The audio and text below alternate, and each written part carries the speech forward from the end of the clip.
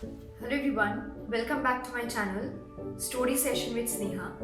I read out a very interesting short story in my previous video. If you haven't listened to it yet, you can click to the link which is there in the description box and listen to it.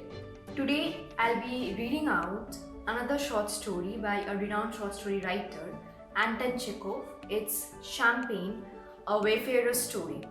I would really like all of you to comment in the comment box how you are liking my storytelling, and if you have any suggestion, please do come up with it. In the year in which my story begins, I had a job at a little station on one of our southwestern railway. Whether I had a gay or a dull life at the station, you can judge from the fact that for 15 miles around there was not one human habitation. Not one woman, not one decent tavern, and in those days I was young, strong, hot-headed, giddy, and foolish. The only distraction I could possibly find was in the windows of passengers' train and in the vile vodka which the Jews drugged with thorn apple. Sometimes there would be a glimpse of a woman's head at a carriage window, and one would stand like a statue without breathing and stare at it until the train turned into an almost invisible speck. Or one would drink all one quart of the loathsome vodka till one was stupefied and did not feel the passing of the long hours and days. Upon me, a native of the north, the steep produced the effect of a deserted, tattered cemetery. In the summer, the steep, with its solemn calm, the monotonous char of the grasshopper, and the transparent moonlight from which one could not hide, reduced me to a listless melancholy.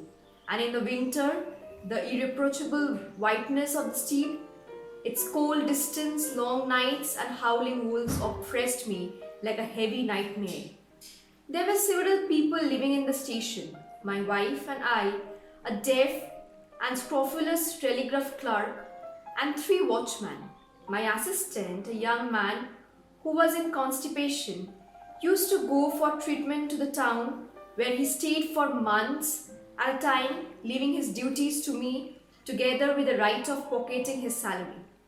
I had no children, no cake would have tempted visitors to come and see me, and I would only visit other officials on the line, and that no oftener than once a month.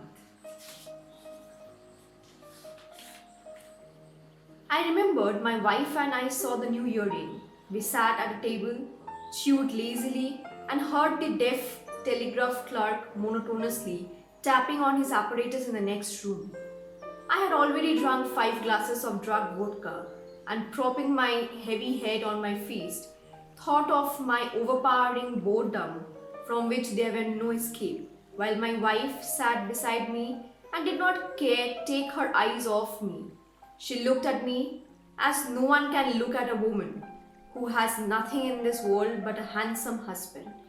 She laughed me madly, shavishly, and not merrily my good looks or my soul, but my sins, my ill humor and boredom, and even my cruelty when in drunken fury, not knowing how to vent my ill humor, I tormented her with reproaches. In spite of the boredom which was consuming me, we were preparing to see the new year in with exceptional festiveness and were awaiting midnight with some impatience. The fact is, we had in reserve 2 bottles of champagne, the real thing, with the label of Vaux Clicquot. This treasure I had won the previous autumn in a bet with the station master of D when I was drinking with him at the Christianing. It sometimes happened during a lesson in mathematics when the very air is still with boredom, a butterfly fluttered into the classroom, the boys tossed their heads and began watching its flight with interest as though they saw before them not a butterfly but something new and strange. In the same way, ordinary champagne, chancing to come into our dreary station, roused us. We sat in silence, looking alternatively at the clock and at the bottles. When the hands pointed to 5 minutes to 12, I slowly began uncorking a bottle.